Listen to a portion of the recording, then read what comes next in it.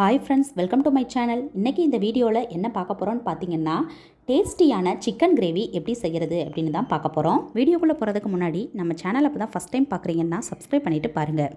இந்த chicken gravy ரைஸுக்கு, சப்பாத்திக்கு, இட்லி, தோசாவுக்கு ரொம்பவே சூப்பராக இருக்கும். இந்த சிக்கன் கிரேவி செய்கிறதுக்கு தேவையான பொருட்கள் என்னென்ன அப்படின்றத பார்த்துடலாம். அரை கப்பு தேங்காய் சில்லு கட் பண்ணதை எடுத்துக்கிட்டேன். அதை மிக்ஸி ஜாரில் சேர்த்துக்கலாம்.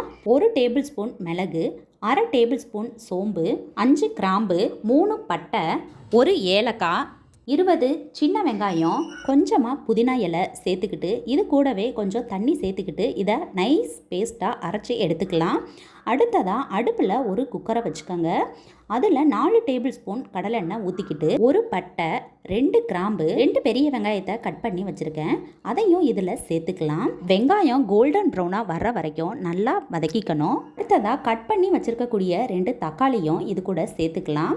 அதுக்கடுத்ததாக 2 டேபிள் ஸ்பூன் இஞ்சி பூண்டு பேஸ்ட்டையும் சேர்த்துக்கிட்டு நல்லா கிளறி விட்டுக்கோங்க.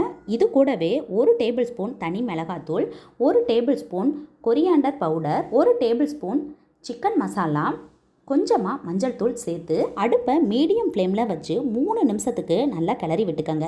இப்போ இது கூடவே நம்ம கழுவி எடுத்து வச்சுருக்கக்கூடிய சிக்கன் பீஸ் எல்லாம் சேர்த்துக்கலாம். அது கூடவே தேவையான அளவு தூள் உப்பு சேர்த்து நல்லா கிளறி விட்டுக்கோங்க. அடுத்ததாக நம்ம அரைச்சி எடுத்து வச்சுருக்கக்கூடிய அந்த பேஸ்ட்டையும் இதில் சேர்த்துக்கலாம். சேர்த்துட்டு ஒரு 2 நிமிஷத்துக்கு நல்லா கிளறி விட்டுக்கோங்க. அதுக்கப்புறமா இது கூடவே தேவையான அளவு தண்ணி, தேவையான அளவு உப்பு சேர்த்து குக்கரில் 3 விசில் விட்டு இறக்கிக்கலாம். பாருங்கள், சூப்பரான சிக்கன் கிரேவி ரெடி ஆயிருச்சு. இப்போ இதில் கட் பண்ணி வச்சுருக்கக்கூடிய கொத்தமல்லி இலையை இதில் தூவி விட்டு பரிமாறலாம். இந்த மெத்தடில் சிக்கன் கிரேவி செஞ்சு பார்த்துட்டு எப்படி இருந்ததுன்னு கமெண்ட் பண்ணுங்கள். இந்த வீடியோ உங்களுக்கு பிடிச்சிருந்தா ஒரு லைக் கொடுத்துருங்க. பயனுள்ளதாக இருந்தால் உங்கள் ஃப்ரெண்ட்ஸ் அண்ட் ஃபேமிலிக்கும் ஷேர் பண்ணுங்கள். இது மாதிரியான பல பயனுள்ள டிப்ஸ் தெரிஞ்சுக்கணும்னா நம்ம சேனலை மறக்காமல் சப்ஸ்கிரைப் பண்ணி வச்சுக்கோங்க. தேங்க்யூ.